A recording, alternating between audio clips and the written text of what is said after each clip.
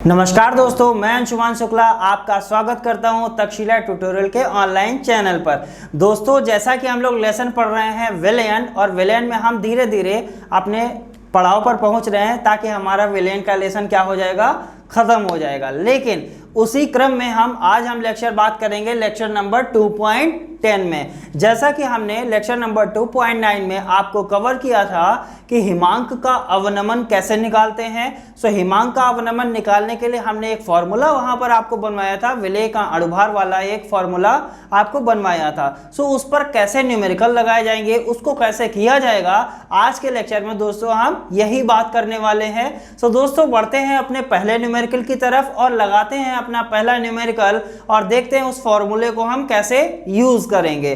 दोस्तों, जैसा कि आप लिखा हुआ देख रहे हैं, पहला न्यूमेरिकल क्या कर रहा है, 2.25 ग्राम ग्लूकोज, यानी ग्लूकोज है, कितना ग्राम है, 2.25 ग्राम। अणुभार दिया गया है, किसका अणुभार दिया गया है, ग्लूकोज का ही अणुभार दिया गया है, कितना है, 180 है, नो डाउट।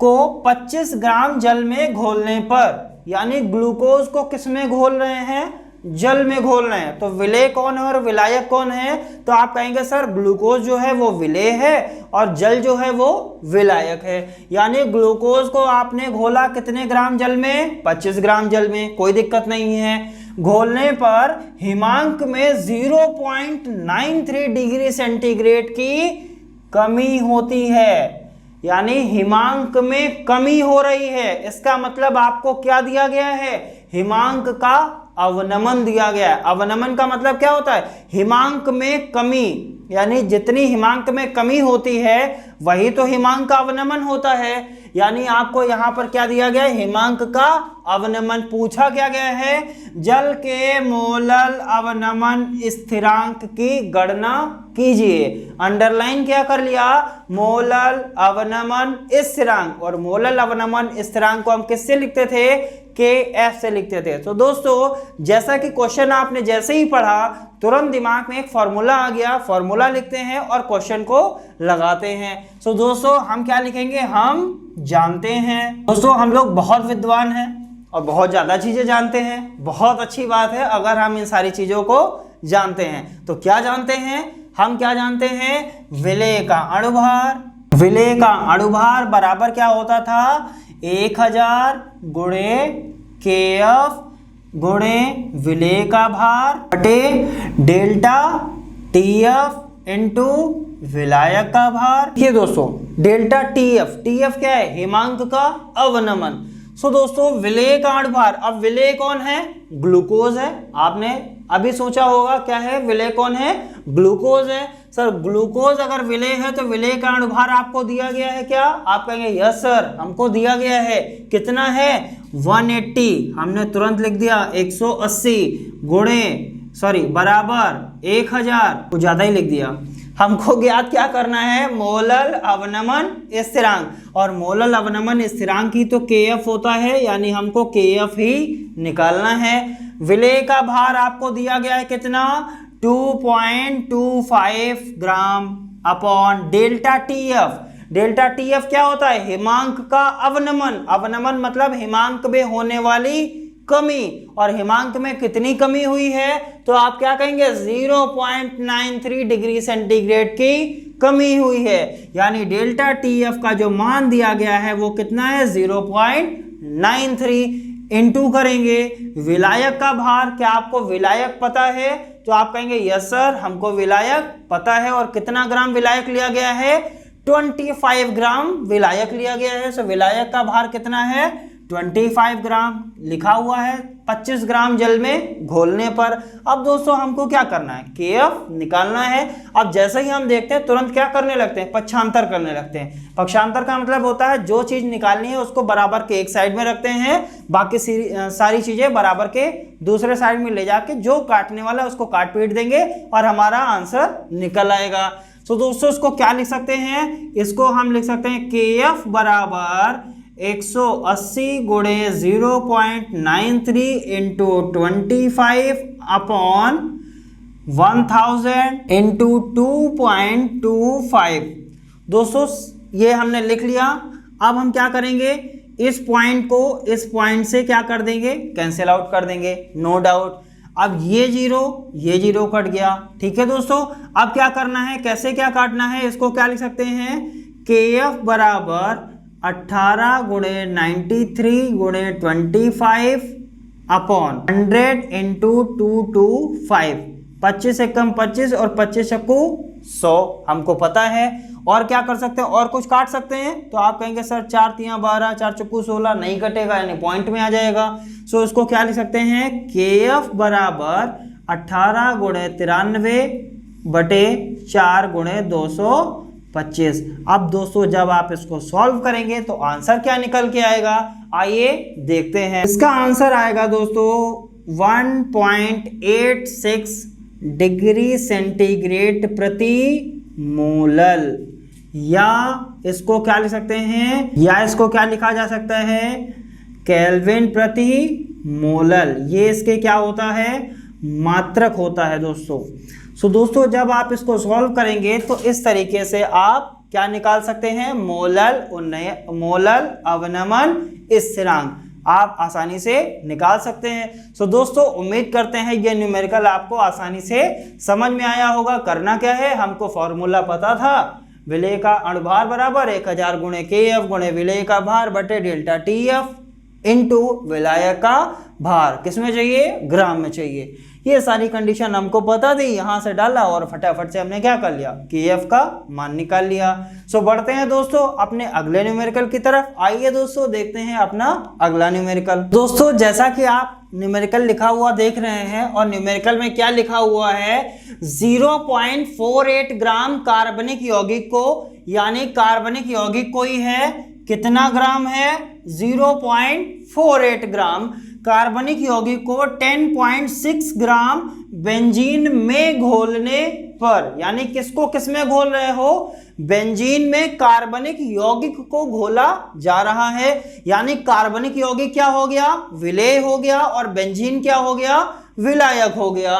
बेंजीन में घोलने पर हिमांक में 1.8 डिग्री सेंटीग्रेड की क्या हो गई, कमी हो गई। अगर हिमांक में कमी हो रही है इसका मतलब क्या दिया हुआ है, हिमांक अवनमन दिया हुआ है। अब कह रहा है यौगिक का अणुभार ज्ञात कीजिए यदि KF बराबर 5 डिग्री सेंटीग्रेड प्रति मोलल, यानी आपको निकालना क्या है, यौगिक का अणुभार। यौगिक कौन सा यौगिक, कार्बनिक यौगिक, और कार्बनिक यौगिक है क्या, कार्बनिक यौगिक विलेय है, यानी हमको क्या निकालना है, विलेय का अणुभार। सो दोस्तों हमको फॉर्मूला पता है और बनाते हैं फॉर्मूला और चीजों को लिखते हैं। सो दोस्तों जैसा कि हमने फॉर्मूला लिख लिया है, और फॉर्मूला क्या है, विलेय का अणुभार बराबर 1000 गुणे KF गुणे विलेय का भार बटे डेल्टा TF गुणे विलायक का भार ग्राम में। इतना ध्यान रखना है, विलायक का भार किसमें, ग्राम में होना चाहिए। चलिए दोस्तों रखते हैं, और हमको निकालना क्या है, यौगिक का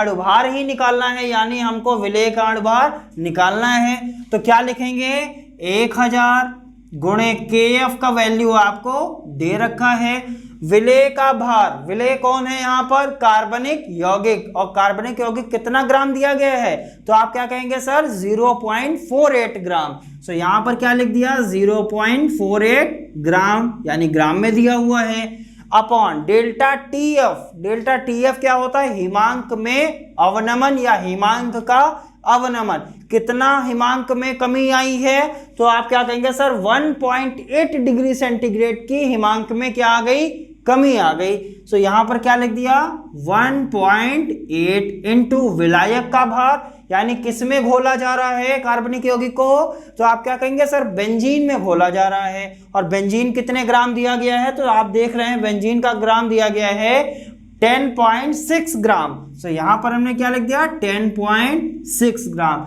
अब दोस्तों करना क्या है, इसको सॉल्व करना है और कुछ भी नहीं करना है।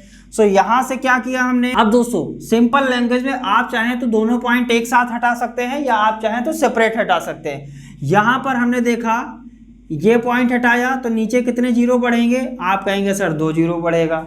बहुत सिंपल लैंग्वेज में मैं आपको बता रहा हूं। सो यहाँ पर ऊपर 2 डिजिट लिखी थी, नीचे 2 डिजिट बढ़ा दिया। ये पॉइंट हटाया तो ऊपर कितने डिजिट बढ़ेगा, 1 डिजिट, ये पॉइंट हटाया तो ऊपर कितने डिजिट बढ़ेगा, 1 डिजिट। जैसा कि हमने क्या बताया था, आप चाहें तो दोनों पॉइंट एक साथ हटा सकते हैं इसके साथ। क्यों? क्योंकि पॉइंट के बाद एक अंक यहाँ है, पॉइंट के बाद एक अंक यहाँ है, टोटल नीचे पॉइंट के बाद कितने अंक हो गए, 2, और यहाँ पर भी कितने अंक है, पॉइंट के बाद 2 अंक है। या इसको अब देखिए तब भी वही आएगा, 10 एक कम 10, 10 दहामन 100, और 10 एक कम 10, यानी देखिए दोनों चीजें कैंसिल आउट हो गई। अब क्या करना है, इसको सॉल्व करना है। सो कैसे सॉल्व किया जाएगा और कैसे चीजों को करेंगे, इसको क्या लिख सकते हैं, 1000 गुणे 5 गुणे 48 बटे 18 गुणे 106।